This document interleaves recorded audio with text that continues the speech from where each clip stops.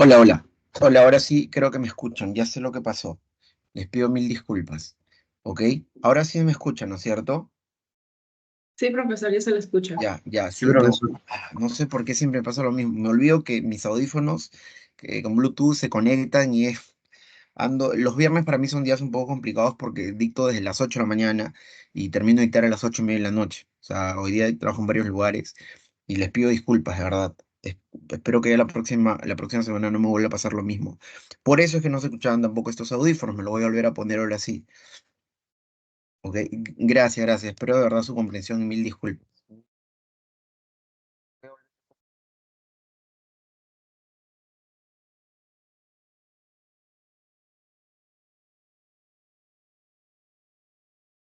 Hoy, hoy nos toca hablar otra vez de los incas, perdón, hoy entramos de la semana 6, ¿no es cierto? Y esta semana nos toca hablar sobre los incas. Em, es historia del Perú, por lo tanto, recuerden, una semana universal, una semana del Perú, ¿no? Hoy nos toca hablar de historia del Perú. Pero antes de hablar de los incas, según el temario, vamos a empezar hablando de algunas culturas del intermedio tardío. Recuerden la periodificación tradicional del Perú prehispánico, ¿no? Los arqueólogos, historiadores han dividido el Perú antes de los españoles en distintos periodos, ¿no es cierto? El lítico, el arcaico inferior, el arcaico superior, luego vienen los horizontes, ¿no? El horizonte temprano, el intermedio temprano, el horizonte. ¿Se escucha abajo? ¿Se escucha abajo? Hola, hola, estoy leyendo que se escucha abajo. Ahora. No, profesor, se escucha Se bien. escucha normal. Ah, ya, ya, perfecto, perfecto. Entonces, les decía, ¿no? El horizonte temprano, el intermedio temprano, el horizonte medio, el horizonte, perdón, el intermedio tardío y el horizonte tardío también, o final.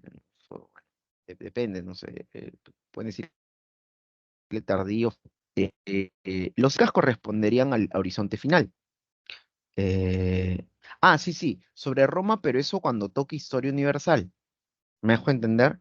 O sea, yo voy a continuar con la hilación, pero en historia universal. Yo sé que me quedé en la crisis del Imperio Roma, de la República Romana. Eso yo lo hago la próxima semana, ¿ok? Y de ahí empalmo con la Edad Media, que es el tema de la siguiente semana, ¿ok? Gracias igual, Abigail. Ya, ya, entonces decía que recuerden estas periodificaciones no tradicionales que se han hecho sobre la historia del Perú. Yo voy a utilizar básicamente la de John Rowe, la de lumbreras, que es la que generalmente se usa, ¿no? La de horizontes, intermedios y lumbreras, que utiliza el primer desarrollo regional, Imperio War y segundo desarrollo regional. Bueno, creo que esto es importante ubicarnos, manejar esta periodificación para mí es muy importante, creo que y es una mejor forma de recordar cada cultura, a qué época pertenece, cómo se llama ese periodo, ¿ok? Así que quería empezar diciendo eso. Entonces, el intermedio tardío. Esto de las periodificaciones lo vimos en la semana 2. Sí, en la semana 2 que era Historia del Perú, el primer tema, ahí en ese PPT, ustedes pueden ver ahí hay unos esquemas sobre estas periodificaciones. Entonces, hoy empezamos con el intermedio tardío. El intermedio tardío, bueno, es el nombre, el término del rótulo que le pone John Rowe, ¿no es cierto? Pero Lumbreras este periodo le llama el segundo desarrollo de los estados regionales, ¿ok? El intermedio temprano vendría a ser el primer desarrollo de los estados regionales, este intermedio tardío sería el segundo desarrollo de los estados regionales. En general, la principal característica de este periodo y de los dos intermedios en realidad, tanto el temprano como el tardío, es que las culturas que se desarrollan en este tiempo, entre los 1100 y los 1400, son de carácter regional. Por eso Lumbreras le llama segundo desarrollo regional de estados regionales. De carácter regional, de carácter local. Los chinchas en la costa sur, los huancas en lo que vendría a ser Huancayo, los sausas en lo que vendría a ser Jauja, los chancas en lo que vendría a ser Andahuaylas, los chachapoyas en lo que vendría a ser Amazonas y San Martín, los reinos aymaras que se desarrollan a lo largo del altiplano peruano, chileno y boliviano, y los chimús, que ellos sí, a diferencia de las otras culturas que les he mencionado, sí van a ser una cultura, un pueblo, una civilización que se va a expandir de manera más importante por toda la costa norte peruana, desde Tumbes hasta Lima. ¿ok? Pero recuerden, las culturas de los intermedios, a diferencia de las culturas de los horizontes, es que las de los intermedios son de carácter local o regional, ¿ok? No son culturas panperuanas generalmente. En cambio, en los horizontes sí hay culturas panperuanas. Chavín es una cultura panperuana, Huari es una cultura panperuana, los incas van a ser una cultura recontra panperuana. Ni siquiera panperuana, ya los incas casi sudamericana, ¿ok? Porque se expanden por lo que hoy serían hasta 6 países de Sudamérica, y eso es más o menos en kilómetros cuadrados, casi 2 millones de kilómetros cuadrados. Bueno, los incas voy a hablar después, ¿ok? Pero recuerden, de manera general, culturas de los horizontes abarcan gran parte del territorio peruano, por eso panperuanas, o tienen una influencia por gran parte del territorio peruano, como se lo dice Chavín, culturas de los intermedios, culturas regionales, locales, ¿ok? Ya, eso. Ah, miren, acá está la periodificación, no me he dado cuenta, ¿ya? Para recordar, ¿no? La periodización de John Rowe, la de Lumbreras. Entonces, si recuerdan, antes del intermedio tardío está el horizonte medio, ¿no? Como dice aquí. Y esta es la época de los Wari, Imperio Wari. Wari era un imperio, Wari había dominado gran parte de lo que hoy llamamos Perú. En esa época obviamente no hay idea de Perú, ¿no? La idea de Perú ya con los españoles, la idea de estos territorios como algo que se llama el Perú, con los españoles. Y los Wari, pues, sin embargo, habían dominado gran parte de lo que llamamos el Perú. Como todo imperio, como no, lo mismo le pasó a Roma, el imperio carolingio, el imperio bizantino, tienen una época de esplendor, de auge, ¿no? O como a los atenienses, qué sé yo, y después una época de decadencia. Bueno, lo mismo pasó con Wari. Hay varias hipótesis de por qué los Wari se desintegran. Algunas de ellas es que estos que ellos llamaron cabeza, o que los arqueólogos llaman cabezas de región, que eran como lugares medulares importantes que provincias, digamos, o colonias de los Wari, recuerden que los Wari son ayacuchanos, capitales Viñaque, van a empezar con los años, con los siglos, ganando autonomía, y esas cabezas de región o ciudades administrativas van a, digamos, que rebelarse contra el poder central de los Wari, Ayacucho, e independizarse, y de esta manera Wari entraría en una fase de desintegración, ¿ok? Se acabó el imperio Wari por sobre el año 1100 después de Cristo. Y sobre esa desintegración, fractura, división, balcanización, como quieran decirle del Imperio Wari, es que van a aparecer otra vez varias culturas locales a lo largo del territorio. Miren, acá hay un mapita, ¿no es cierto?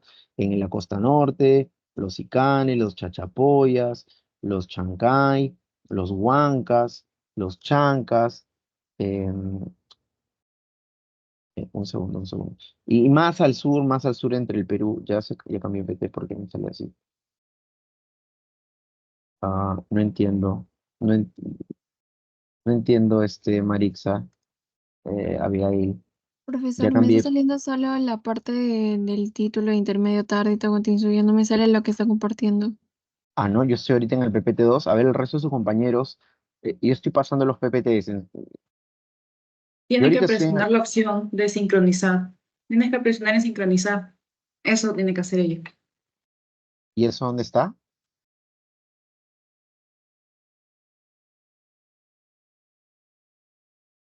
De sincronizar, ya, pero ¿dónde hago eso?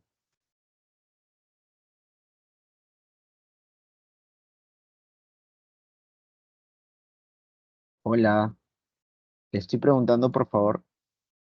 A No, ver, a ver, profesor, lo tiene que hacer esto la compañera. Profesor, ya me sale, gracias, disculpe. Ah, ah, ya era para mí. Ya, ok. No me asusten. Ya, entonces, ahora se está viendo, ¿no es cierto? Estoy en el PPT2 por si acaso, para todos, para la mayoría. Ya, chévere, gracias. Entonces, se desintegran los Wari y aparecen muchas culturas regionales a lo largo del Perú, ¿no es cierto? Ahí he subrayado algunas de ellas. Em, Ojo, también los Wari, también los Tiahuanaco. Recuerden que Wari y Tiahuanaco son contemporáneos, ¿ok? Se desarrollan por los mismos años, por la misma época. A diferencia de los Wari, recuerden que los Tiahuanacos más bien en un lugar vinculado a lo religioso, ahí predominan la casta sacerdotales, es la que detenta el poder en el caso de los Tiahuanaco. ¿Te parecen a los chavines los Tiahuanaco? Fueron algo así como un gran centro ceremonial, también un lugar de peregrinación, un lugar religiosamente importante por esos años. Entonces, los tehuanecos también se van a desintegrar. Tanto Wari como Tiahuanaco van a perder la hegemonía, o sea, el dominio que tenían sobre el Perú de esos años, ¿ok? En ese periodo, en esos periodos. Eh, Dice, en este tiempo se desarrollan diversos estados regionales que antecedieron exitosamente la expansión del Imperio Inca.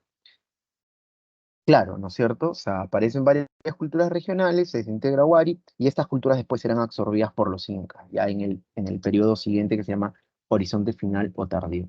Entonces, denominaciones, ¿no? Como les dije, este periodo se le llama estados regionales, segundo desarrollo regional, otros llaman periodo de los reinos y señoríos. Ya, ahora sí, estoy en el PPT3. Vamos a empezar hablando por los chinchas. De estas culturas que les he mencionado rápidamente, ¿no? Reinos Aymara, Chachapoyas, chinchas. Vamos a empezar por los chinchas, ¿ok? Por favor, chicos y chicas, y todos, todas, todes, estoy en el PP3, 3.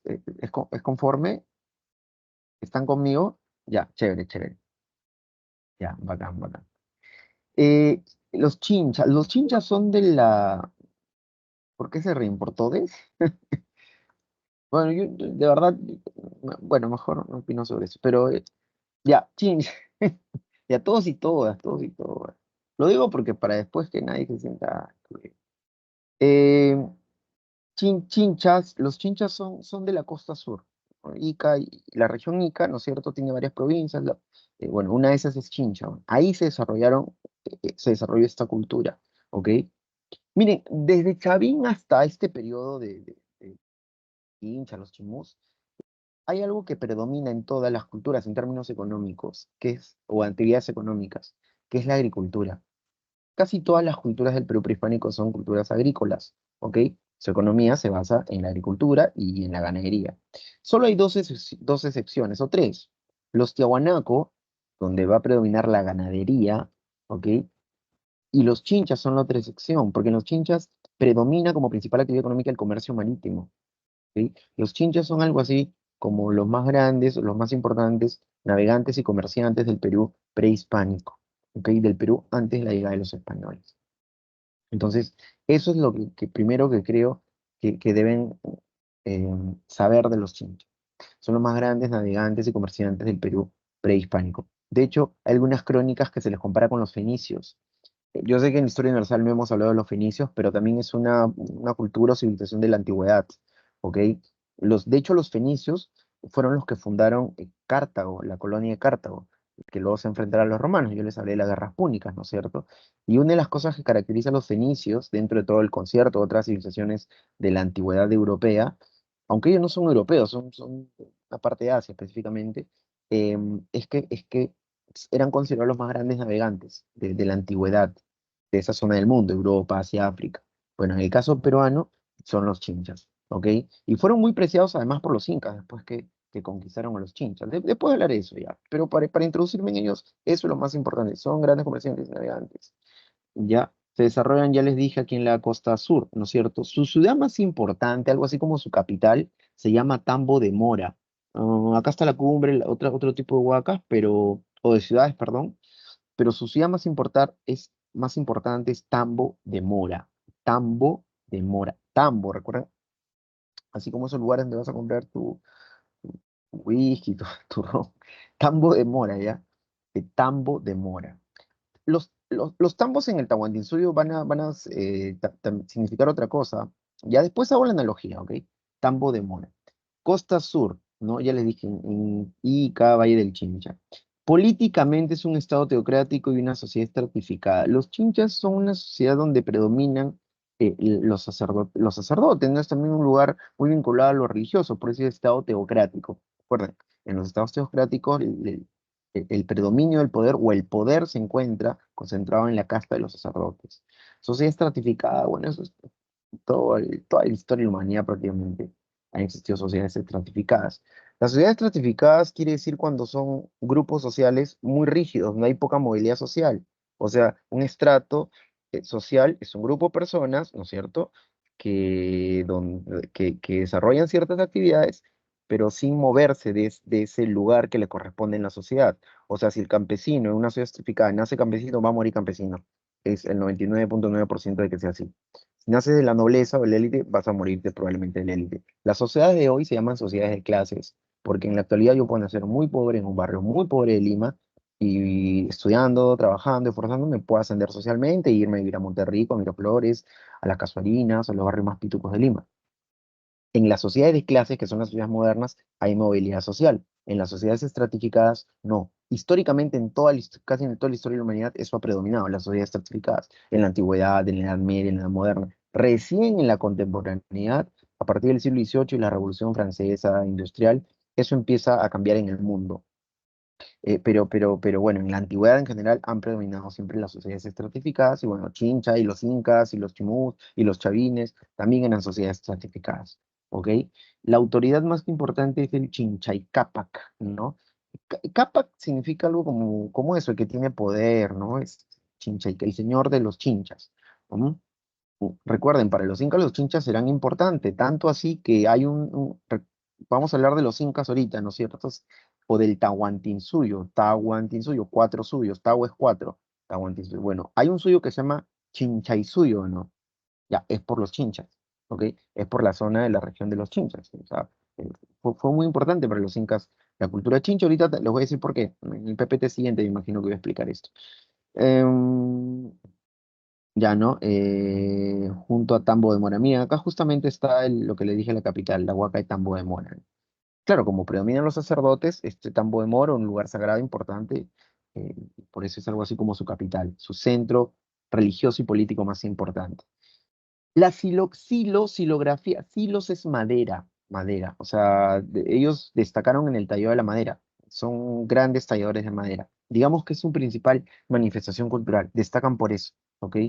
En términos de manifestaciones culturales, así como los chavines resaltan por la litoescultura, los paracas resaltan por ser grandes tejedores, los mejores textiles son los paracas, así como los mochica destacan por ser grandes ceramistas, ¿no? La alfarería está muy desarrollada en los mochicas, los guacorretratos, los huacos eróticos. Y los nazca por ser grandes pintores de cerámicas. Los chinchas destacan por ser grandes talladores de madera. Y sobre todo acá hay una talla de una madera de un remo, de un remo. Recuerden que son grandes navegantes, los chinchas tuvieron un conocimiento náutico importante. Entonces, los remos, la madera es algo importante para ellos, ¿no? Le permite llegar a lugares muy lejanos navegando. ¿Ya? Bueno, estos son los famosos vasos narigones, ¿ok? Son elaborados en plata y son una muestra del arte orfebre chincha, ¿ok? De la orfebrería. La orfebrería es la metalurgia, es el trabajo del metal, ¿no es cierto? Entonces, tallan madera, también son orfebres, pero no son los mejores orfebres. Los que mejor trabajan el metal son los chimús. De ellos voy a hablar después. Ya, economía, lo que les dije, miren, destacó el intercambio a larga distancia de productos exclusivos. Son grandes comerciantes. A esto se le llama el comercio triangular, ¿no? Vamos a hacer el triángulo. Aquí, este es el Ecuador, ¿no? Hasta por aquí el altiplano. Este es su triángulo comercial, ¿ok? Su comercio triangular, como dice aquí. Ellos navegaban desde Tambo de Mora en estas balsas que ven aquí. Esto es una más o menos producción de cómo sería una balsa chincha, ¿ok? Dice acá reconstrucción de una balsa chincha, esta sociedad se especializó en navegación, ¿no? Grandes comerciantes, grandes navegantes. Y bueno, navegaban desde Tambo de Mora hasta las costas del Ecuador. ¿Para qué? Aquí en las costas del Ecuador hay una concha, Spondylus, por acá debe estar, acá está, concha Spondylus, a la que también se le llaman muyu, o sea, en el quechua o en el idioma o en algunos idiomas del Perú de esta época, de la historia del Perú, se le llamaba muyo esta concha Spondylus, ¿ok? Que se creía tenía una importancia vinculada a lo religioso. Se le llamaba el alimento de los dioses al muyo, ¿ok? Entonces, este muyo era extraído aquí en las costas del Ecuador. Estos chinchas no solo eran grandes navegantes, también buceaban para extraer estas conchas del fondo marino, ¿ok? De los arrecifes que hay por ahí en estas islas frente de las costas ecuatorianas. Y luego regresaban a su puerto, digamos, ¿no? A un puerto, y de ahí redistribuían todo esto que traían del Ecuador y sobre todo la concha espúndilus con los pueblos de la Sierra Sur del Perú y del altiplano boliviano también, ¿ok? Em, entonces, ya luego intercambiaban estas conchas espóndilus con estos otros pueblos que les he mencionado de la Sierra Sur y el Altiplano. Podrían intercambiar, qué sé yo, metales, bronce, cobre, podían intercambiar charqui, qué sé yo, las cosas que se producían en la Sierra Sur y en el Altiplano que los chinchas no podían acceder, ¿no? Entonces, tenían un comercio marítimo, pero también un comercio terrestre, ¿ok? El comercio marítimo, navegaban hasta el Ecuador, o el comercio terrestre, llegaban en caravanas, utilizando camélidos, ¿no? Llamas, alpacas, hasta el altiplano boliviano, Sierra Plano boliviano. Entonces, por eso, más grandes navegantes y comerciantes del Perú antiguo. Su cerámica es simple, es cerámica polícroma y utilitaria. ¿Qué significa utilitaria? Que le daban una utilidad práctica. O sea, en su vida cotidiana, qué sé yo, en su cerámica almacenaban agua, almacenaban cultivos, ¿no? Parte de su producción agrícola, ¿ok? Entonces le daban un uso, un fin. No es como los huacos, por ejemplo, la cerámica mochica. Los huacos eróticos, por ejemplo, yo les dije, tienen un fin religioso, es parte de los rituales. En el caso de los chinchas y de los chimus, no. Ya la cerámica en esta época es utilitaria, tiene un fin práctico, ¿ok?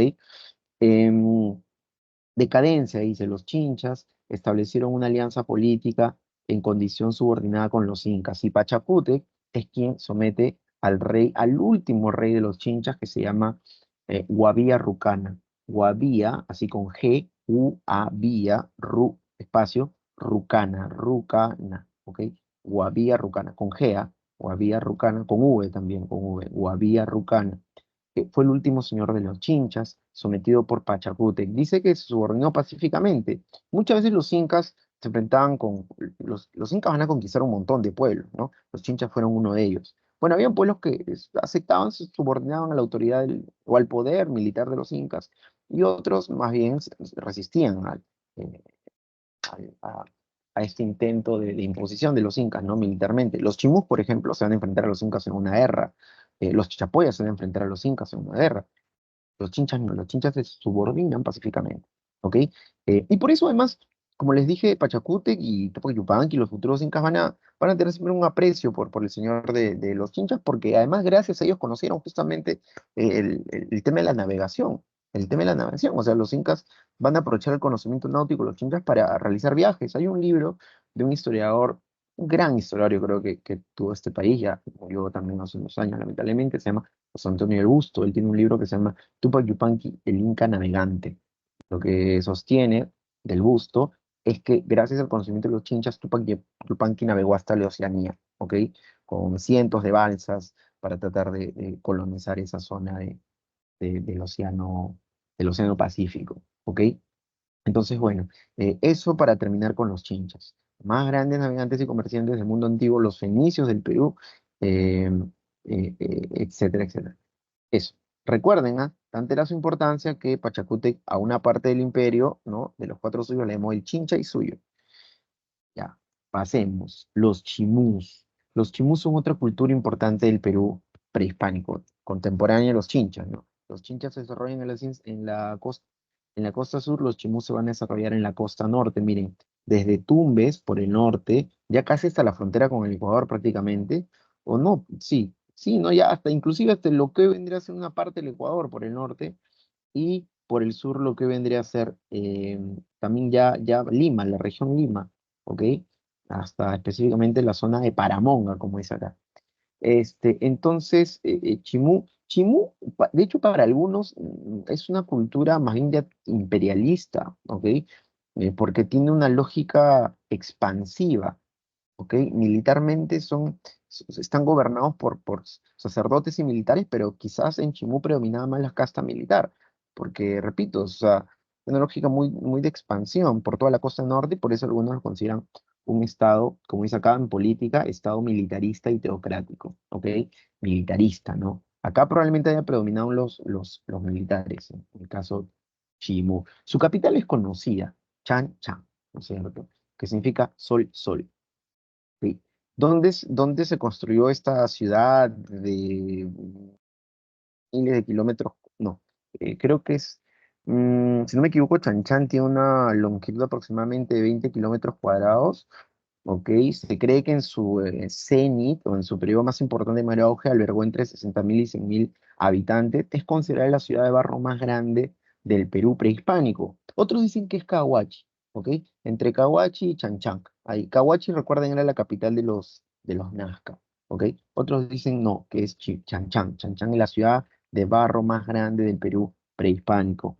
Recuerden otra cosa, la arquitectura de las culturas que se desarrollan en la sierra, eh, bueno, claro, en las culturas que se desarrollan en la sierra peruana predomina la piedra como material, el elemento de construcción, mientras que en las culturas de la costa predomina el barro o adobe, ¿ok? Chanchán es la ciudad de barro más grande del Perú prehispánico, ni siquiera el Perú prehispánico, inclusive algunos dicen de toda América prehispánica, ¿ok?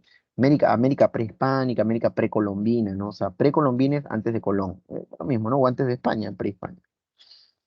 Eh, bueno, Chanchán, entonces Chanchán, esa fue la capital, el centro político de los chimúes. Chanchán está en el Valle del Moche aquí. O sea, por ejemplo, si tú, profe, quiero ir a conocer, quiero ir a la Huaca del Sol, a la Huaca de la Luna de los Mochicas, quiero ir a Chanchán, la capital de los chimús, ¿a dónde tienes que ir? Al Valle del Moche. Y eso donde soy, Trujillo, ¿ok? Trujillo. O sea, si tú te vas a Trujillo hoy, puedes visitar huacas o arquitectura de Mochica y también de Chimú, ¿no? Porque ambos se van a desarrollar como centro principal ahí en el Valle del Moche, pero en tiempos distintos, obviamente, ¿no? Estamos hablando de tiempos distintos. Primero los Mochica, ya después aparecen los Chimús a partir del año 1000 después de Cristo, como dice aquí en la cronología. Ubicación, expansión costa norte, desde Tumbes hasta el Valle del Río Chillón en Lima. Bueno, sí, lo que ya les dije, ¿no? Autoridad política, el CIEQUICH. Profe, el CIEQUICH no era autoridad también de los mochicas. Sí, lo que pasa es que en toda la costa norte habrá una continuidad, ¿no? Que quizás la cultura más importante del horizonte temprano desarrollada aquí en la costa norte son los cupisnique, que ya desde la época de los cupisnique hay un desarrollo importante o incipiente todavía quizás del trabajo del metal. ¿Ok? La corona de Conturhuasi, por ejemplo, que es Cupisnique. Luego, de hecho, para Rafael Arco Joil, un arqueólogo peruano, Cupisnique es algo así como la cultura matriz de la costa. Después vienen los mochicas, también ahí en la costa norte, que también van a darle continuidad de esa tradición del trabajo del metal, ¿ok? Los mochica, ¿no? Recuerdan la tumbada, que es la aleación, ¿no es cierto?, de oro y cobre. Bueno, y los chimús van a también, suponer una continuidad en ese sentido, y en ciertas tradiciones que heredaban de otras culturas que antes de ellos se habían desarrollado en la costa norte. Entonces, hay mucho de mochica en los chimú, a eso quería llegar, ¿ok? Hay mucha influencia de los mochica en los chimú. Por ejemplo, los chimús, profe, ¿también usaban cabito tutora como los mochicas? Sí. Profe, ¿los chimús también sabían de las propiedades del guano como los mochicas? Sí. Profe, ¿los chimús entonces también fueron orfebres como los mochicas? También. ¿Me dejo entender? Ya. Y en el tema político también. Por ejemplo, aquí dice el Sigue ¿no es cierto? En los mochicas, los Sigue eran los grandes reyes que gobernaban varios valles, ¿no? El Alaec generalmente se consideraba que era el jefe de un valle. El Sigue era jefe de varios valles. Bueno, en esta época el poder, en la época chimuya, el poder está más concentrado. O sea, es como que acá hubieron grandes reyes o monarcas. Y a esos reyes también se le va a llamar Siekich. Entonces dice aquí, fueron monarcas o señores, ¿no? Destacando Takainamo, quien sería el primer rey fundador de los Chimús, y Minchangamán, que sería el último, ¿ok? Y que sería conquistado por el Inca Tupac Yupanqui, ¿ok? Se cree que desde Takainamo hasta, bueno, por algunas crónicas, desde Takainamo hasta Minchangamán habrían habido 10 reyes, 10 grandes Siekich, ¿ok? em, que gobernaron Chimú, que gobernaron Chimú. Ya. Miren, acá hay algunos pueblos sometidos por los chimús, ¿no es cierto? Por ejemplo, los Sicán o Lambayeque, los Tayanes, los Tumpis, ¿ok? Que se desarrollaron aquí antes que ellos aparezcan, ¿no? O sea, después de los Mochica van a aparecer estos otros pueblos y después recién los chimús ya a partir del 1000 después de Cristo. Los sicanes son importantes, la cultura sicán o lambayeque es importante porque, por ejemplo, ustedes han escuchado el tumi, este cuchillo ceremonial de más o menos, qué sé yo, 40 centímetros, ¿no? De oro, un trabajo orfebre muy sofisticado. Bueno, los chimús van a hacer tumis, estos cuchillos ceremoniales. Otra cosa. Según la evidencia arqueológica hasta el día de hoy, se cree, es lo que demuestra la evidencia hasta el día de hoy, que los sacrificios humanos más grandes encontrados hasta el día de hoy, probablemente hasta el día de hoy, han sido sacrificios chimús, ¿ok? Y ojo, muchos de esos sacrificios incluyen niños, ¿no? Incluyen niños. Se cree que el sacrificio prehispánico más poderoso encontrado hasta ahora, se produjo en Chimú. ¿Y por qué sacrificios? Porque, bueno, recuerden que el fenómeno del niño afecta sobre todo a la costa norte. Entonces, probablemente ahí está vinculado, ¿ok? Estos sacrificios humanos para tratar de aplacar de esa manera, según la creencia de los chimús, la ira y la naturaleza, ¿no? Las lluvias torrenciales, etcétera, etcétera, etcétera. Entonces, estos cuchillos ceremoniales se utilizan en estos grandes rituales, que vinculan sacrificios humanos, ¿ok? Pero estos cuchillos sagrados ceremoniales, no los inventaron los chimús tampoco, sino los sicanes. Según la evidencia arqueológica, los tumis más antiguos habrían pertenecido a la cultura sicán o lambayeque. Los chimús van a también usar tumis, pero, repito, el origen estaría en los sicanes o lambayeque. Entonces, otra característica de las culturas prehispánicas en general, incluidos los incas, es que ellos van a asimilar mucho de los pueblos que van a someter o conquistar, ¿ok? Hay una asimilación. En el caso de los incas, por ejemplo, casi nada es inca. O sea, la técnica de construir ciudades con bloques de piedra ya hay en los Wari y ya hay con los Tiahuanaco. El control vertical de pisos ecológicos ya lo sabían los Tiahuanaco. La deshidratación de alimentos, los Tiahuanaco. La construcción de sus vías les iniciaron probablemente los Wari. ¿Me dejo entender? Todas las culturas del Perú prehispánico van asimilando cosas de los pueblos que los antecedieron en el tiempo. ¿Ok? Ya, entonces eso, ¿no? Es un estado militarista, su capital, sus autoridades políticas, es algo así como una monarquía, los chimús, sus reyes son los siequich, ¿no es cierto? Ya les dije que eran 10 en total. Ya les hablé un poco de la orfebrería, ¿no? Porque eso es en lo que más destacan los chimús, la orfebrería. ¿Dónde está la orfebrería por aquí? A ver, a ver, a ver. Acá está la orfebrería, mira. Acá está el Tumi, ¿no es cierto? El cuchillo ceremonial Tumi, destacaron el trabajo en la plata, etcétera, etcétera, asimilaron técnicas de la tradición mochica, sicán, como el Tumi. Esto es lo que ya les acabo de explicar, ¿ok? Eh, los incas cuando conquistan a los chimús, cuando Tupac Yupanqui conquista a los chimús, les dije que fue por medio de una guerra. No es como los chinchas, el rey de los chinchas, Guaviá Rucana, se subordina a la autoridad del Inca Pachacuti. En el caso de los chimús, no. Minchancamán se va a enfrentar en una guerra de varios meses a Tupac Yupanqui, pero al final los incas igual valoraron a la cultura chimú. De hecho, se cree que gran parte de las riquezas y el trabajo del metal, cuando los españoles entran al Cusco en 1533, fue aprendido gracias a los orfebres chimús, ¿ok? Fue aprendido gracias a los orfebres chimús. Bueno, entonces, Chan Chan, ya les mencioné, ¿no? Para algunos, la ciudad de barro más grande de la América prehispánica, estuvo dividida en 10 ciudadelas, 100.000 habitantes, 20 kilómetros cuadrados. Son algunas de las características de esta gran ciudad prehispánica de nuestro país. Principal actividad económica, la agricultura. Les dije, en casi todas las culturas prehispánicas predomina la agricultura como principal actividad eh, económica. Los huachaques. A los huachaques también se les llama chacras hundidas. Chacras hundidas. Bueno, voy a acomodar, ya. Se les llama chacras hundidas, ¿ok? ¿Por qué? Recuerden que la costa peruana es un desierto, eso lo tendremos que tener muy claro, ¿no? Vivimos en un super desierto, el segundo más grande. Oye, ahora que estoy viendo mi foto en la captura que envió su compañera, tengo una cara graciosa, ¿no? Ya bueno, el- la costa peruana es un desierto, ¿ok? Bañado por valles. Esto se los he explicado desde que empecé a hablar de las culturas pre-incas. ¿Ok? Es un desierto con 55 valles. ¿Qué forman los valles? Los ríos. Un río forma un valle. Profe, ¿dónde nacen los ríos del Perú? Bueno, por lo menos los que cruzan la costa de la cordillera de los Andes, ¿no es cierto? Entonces, hay 55 ríos que forman 55 valles. Entonces, la costa peruana es desierto, valle, desierto, valle, desierto, valle. Si tomas un bus mañana y te vas hasta Tumbes, vas a ver valle, desierto, valle, desierto, valle, desierto.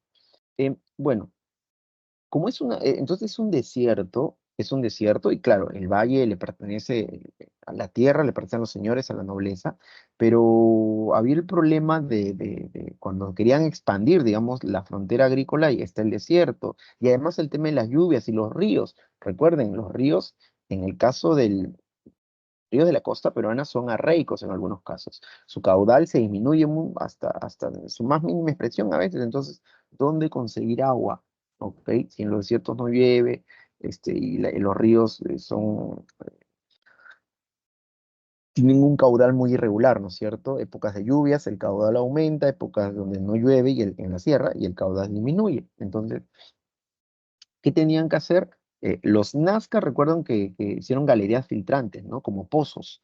Bueno, en el caso de los chimús, la técnica que ellos crearon se llama huachaques o chacras hundidas, ¿ok?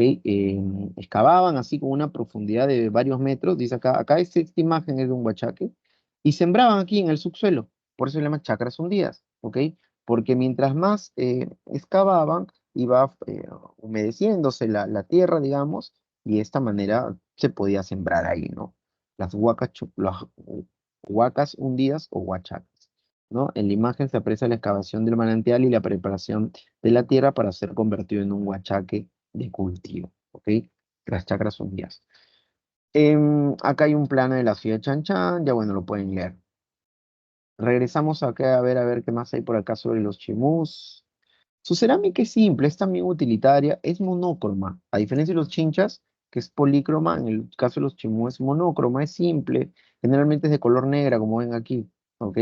Eh, Su religión, bueno, son politeístas, como todas las culturas del Perú prehispánico y como la mayoría de culturas en toda la historia de la humanidad han tendido a ser politeístas. Hay ciertas rarezas, ¿no? Como los hebreos, que eran monoteístas, y de la religión de los hebreos, que es el judaísmo, viene el cristianismo, ¿no? Y la mayoría de peruanos hoy es cristiano.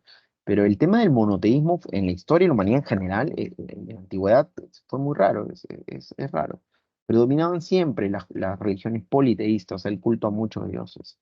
Acá se rinde el culto a Shi, que es la luna, Ni, que es el mar, y el sol, que es Chang, ¿no? O sea, la capital, Chan vendría a ser Sol. Lo que les dije, los sacrificios humanos, ¿no? Hasta hoy, según la evidencia arqueológica, de todas las culturas prehispánicas, los sacrificios más grandes, que involucraron a mayor cantidad de personas sacrificadas y de niños sobre todo, han sido encontrados en Chimó. Inclusive se habla de los sacrificios humanos más grandes de toda la historia. O sea, imagínense. A eso se le llama también capatcocha, aunque esos rituales de sacrificios que también van a haber en la época del Tahuantinsuyo, se le llama capatcocha. Y generalmente, recuerden, está asociado bueno, en este caso los chimos, a temas climáticos causados por el fenómeno El Niño. Decadencia, dice, se enfrentaron a la expansión de los incas, sí, cuando Tupac Yupanqui ni siquiera era rey, ni siquiera cuando era Inca o rey, sino cuando era Auqui, o sea, heredero todavía. Después explicaré eso cuando eran los incas, ¿ya? Tupac Yupanqui somete a los chimús derrotando a Minchancamán. Según las crónicas, tras una década de luchas, capturó Chancham. Ah, bueno, sí, algunos cronistas hablan de que Tupac Yupanqui desvió algunos canales de irrigación que tenían, que alimentaban a la ciudad y de esta manera, bueno, se van a ver obligados a rendirse, a rendirse los chimos. ¿Ok? Los chimos. ¿Qué más sobre los chimos? Bueno, eso creo que es lo más importante, ¿ok? Mm, los chancas. Esto sí voy a pasar rápido, chicos, porque hablar de los incas es un montón y no me alcanza el tiempo. Los chancas son de Apurímac, ¿no? De Ayacucho y Huancavelica, pero su centro era Apurímac, ¿ok? Era Apurímac. Dice acá Pacarinas, lagunas de Choclococha y Urcococha. Esto también está presente en el mundo andino, no solo en los chancas, ¿ok? Está también presente en los incas, está presente en los huari, en los tiahuanaco. No es solo propio de los chancas, me refiero a las pacarinas. Un ayllu, recuerden, un ayllu es un clan. Es un clan, es un grupo de familias, que pueden ser 20, 30, 40 familias, que se encuentran unidas, están vinculadas por una creencia. ¿Qué une al clan? Profes, porque son familia, ¿no? Sí, pero además de eso, porque hay una creencia, no solo hay un vínculo de sangre, sino hay la creencia de que todos pertenecen a un antepasado en común. Todos ellos tienen un antepasado en común, que podría ser un animal, pero también podría ser un lugar geográfico, podría ser un cerro, o podría ser una laguna, o qué sé yo, podría ser un río, ¿ok? Entonces, esos son las pacarinas. Para los chancas, su lugar de origen eran dos lagunas, la laguna Choclococha y la laguna Urcococha. ¿Me dejo entender? Ellos decían que descendían, como los incas, que dicen, que cuenta la leyenda de Manco Cápac y Maundio. ¿No? ¿De dónde emergieron Manco? De una laguna, ¿no? La laguna del Titicaca. Entonces, en la cosmovisión, en esta idea del mundo que tienen los pobladores de Perú antes de los españoles, esta idea, ¿ok? De los lugares de origen. Cada ayllu tiene su pacarina. Los incas y la familia de los incas, las panacas, también decían tener una pacarina determinada. Hay una conexión del hombre andino y la naturaleza siempre, ¿ok? Esto también iré desarrollando esta idea cuando hable de los incas. Tienen que entender algo, chicos. Cuando llegaron los primeros pobladores al Perú, al territorio peruano, esta parte de Sudamérica, fue ese 12.000 antes de Cristo, y los españoles llegan en el año 1500 después de Cristo. O sea, han pasado miles de años donde, todo, donde aquí en ese territorio llamado Perú y en otras partes de América se desarrollaron sistemas culturales muy particulares, muy únicos porque no hubo contacto con Europa. El Perú y América en general estuvo separado de Europa, perdón, por miles de años. Cuando llegan los españoles y se encuentran a los incas, son dos sistemas culturales completamente distintos. Ni uno se entiende al otro. Por eso cuando Vicente Valverde le entrega la Biblia a Atahualpa, Atahualpa dice, ¿qué es esta cochinada? Y la tiran. ¿No? ¿Qué es el libro? Dios, un dios encima. Ah, ¿y dónde está ese dios? No lo vemos, es abstracto. Ah, yo sí veo a mis dioses, diría Atahualpa, porque mi dios es el sol, es la luna, yo veo al sol y la luna, son las estrellas, son el relámpago, yo veo este, son lagunas también, ¿no? Los relámpagos, los truenos, qué sé yo, todo es Dios en el mundo andino. Y bueno, eso como preámbulo, ya antes de entrar de los incas y después de la conquista. Recuerden esto, son dos universos simbólicos, dos mundos culturales completamente distintos que se van a encontrar en Cajamarca en 1532, ¿ok? Entonces, y nosotros somos herederos de ese mundo europeo traído por los españoles, ¿no es cierto? Por eso creemos en los dioses de los españoles o los europeos, por eso tenemos ciertos valores que se desarrollan en Europa, pero aquí antes de la llegada de los españoles y de Europa, porque España nos trae Europa, la civilización europea occidental, habían otras como visión muy distinta, muy particular, ¿ok? Muy particular. Y bueno, esto de las pacarinas, uy, ¿qué pasó? Un segundo. Chicos, ¿me escuchan? Y como no sé qué ha Sí, pasado. profesor. Ah, Sí, bueno, profesor. acaba de pasar algo en mi laptop. Ya, perfecto. Acaba de pasar algo en mi laptop, que la pantalla se ha vuelto azul. No sé qué ha pasado. Dios, hoy es un día ah, muy... no sé qué ha pasado. Bueno, ya, sigo explicando. Entonces, ¿qué están viendo en el PPT? Porque ahorita no estoy viendo mi pantalla. No sé qué ha pasado con mi computadora. Quizás la tenga que reiniciar otra vez. Pero sí me escuchan, ¿cierto? Sí, Sí, profesor. profesor, se ve sobre el Tahuantinsuyo. Ya. Ah, he pasado el PPT. Y ahí ahora sí, volvió. Me había asustado. Pensé que, uy Dios, no sé qué está pasando aquí. Eh, ya. Había pasado los PPT. Y ahora sí. Están en el PPT los chancas y los reinos aymaras, ¿no es cierto? Porque pone una calavera, que es Sí, un profesor. vaticino, me voy a morir. A mi mamá cuando le dijeron hace muchos años que su hijo mayor iba a morir joven, o sea, yo, ¿ok? Así que sí, está bien. Eh, mi vida de tan pronto a... Pero ¿saben qué? Después la señora que le dio las cartas y le dijo eso, le dijo, si quiere que le revierta este destino de su hijo, 100 lucas. O sea, no, yo creo que ahí soy mía con trampa, ¿no? Pero siempre creo que me voy a morir joven. No sé si estoy sugestionado por esa revelación de muchos años.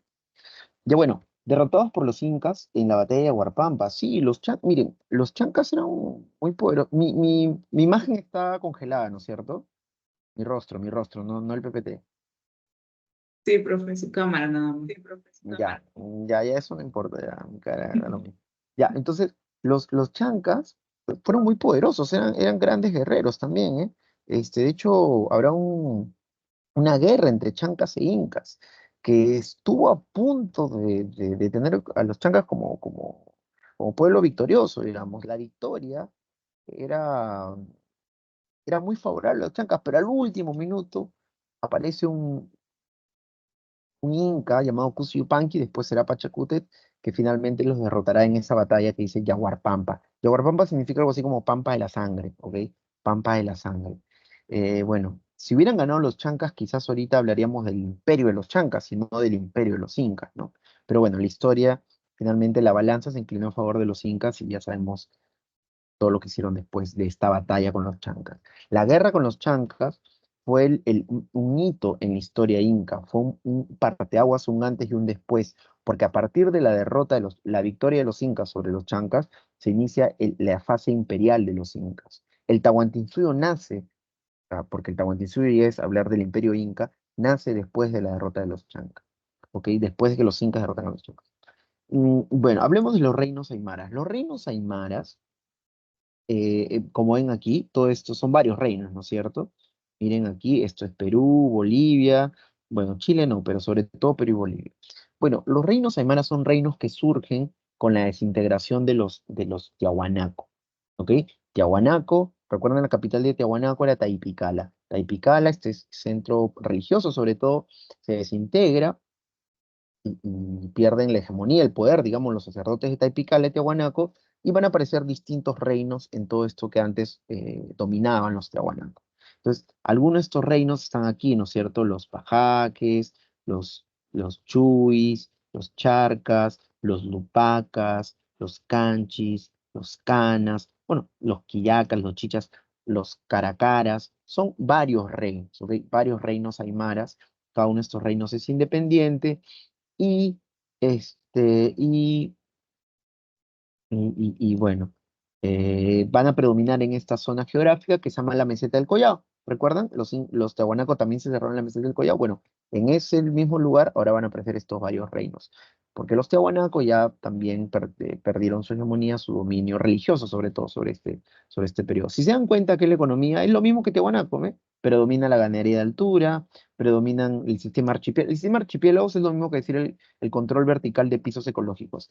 Predominan las tindas agrícolas como los guaruguaru o camellones, ¿ok? Bueno, de estos reinos aymaras predominan los collas, o destacaron, como dice aquí, los collas. Recuerden que esta zona del Tahuantinsuyo, ahorita voy a hablar del Tahuantinsuyo, le llaman el Colla Suyo, por los collas también.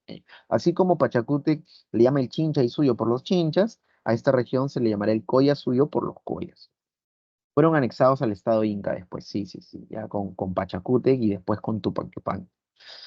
Collas y Lupacas fueron señoríos aymaras más influyentes en sus principales centros poblados, etcétera, etcétera. Ya.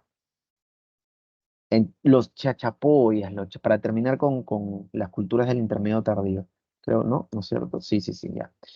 Los chachapoyas fueron de lo que vendría a ser Amazonas y San Martín, ¿ok? Amazonas y San Martín, sus principales ciudades o centros políticos fueron Cuelap y el Gran Pajatén, sobre todo Cuelap, ¿ok?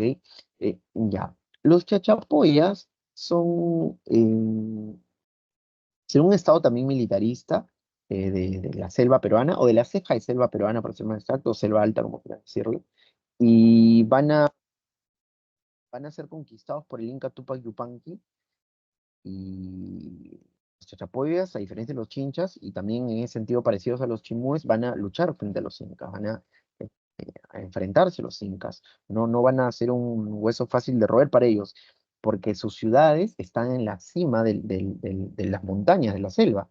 O sea, Cuelap, por ejemplo, no sé si han visto las ruinas de Cuelap está en una cima, a más de 1000 metros sobre el del mar. Entonces, a Tupac Yupanqui le va a costar también conquistar al señor de los Chachapoyas y al pueblo de los Chachapoyas.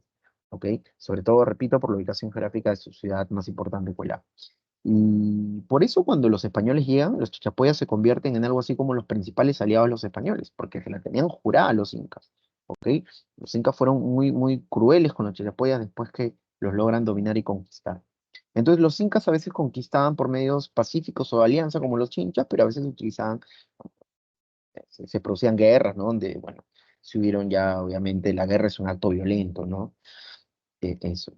Tampoco hay que idealizar a los incas. Los incas fueron un imperio con cosas muy positivas, muy organizado, un estado muy organizado, pero también tuvieron cosas que hoy podríamos valorar como negativas, ¿no? Eh, Como toda cultura, civilización o pueblo de la antigüedad tuvo cosas buenas y cosas malas, como Roma, como los griegos, como los chinos, como los incas, ¿cierto? Bueno, sarcófagos de Carajía, ¿no? Que eran como sus tumbas, ¿se dan cuenta? Acá al interior de estos sarcófagos estaban enterradas sus momias.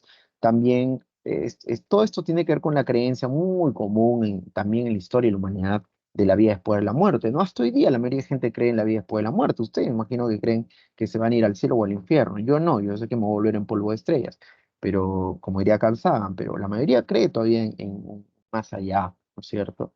Y a veces eso puede ser hasta malo, porque no, el más allá de la justicia, el Dios lo castigará. No, chicos, sí que preocuparnos por el más acá. Yo tengo la certeza que hay un más acá, no tengo la certeza de que hay un más allá. Quizás lo hay, no sé.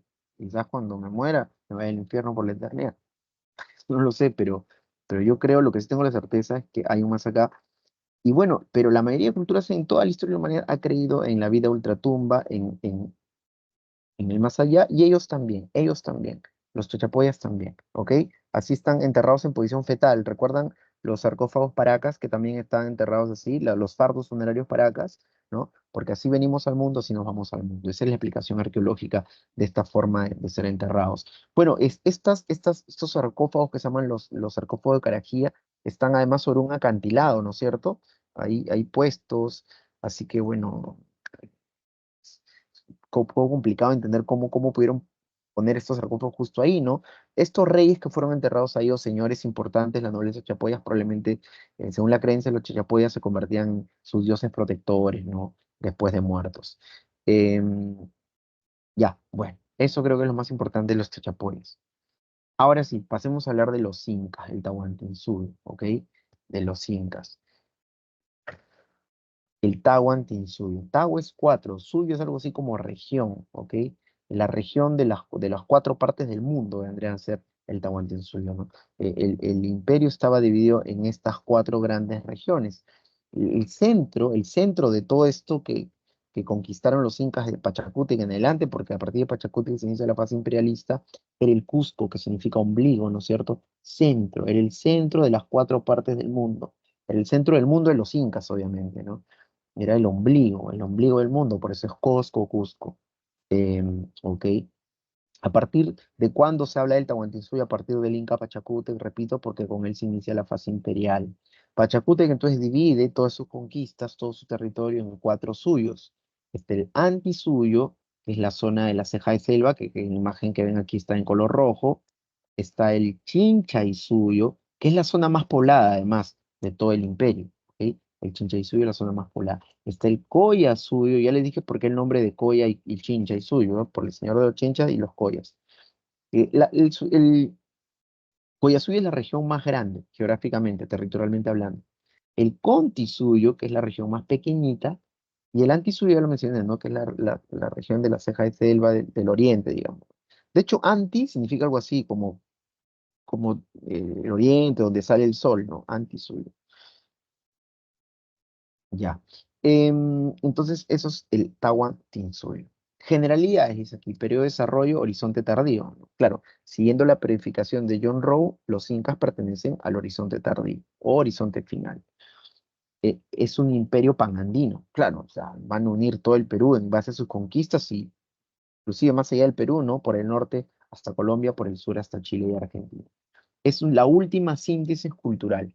Recuerden que las culturas de los horizontes son denominadas culturas panperuanas y también culturas síntesis. Por ejemplo, Chavín sería la primera gran síntesis del mundo andino.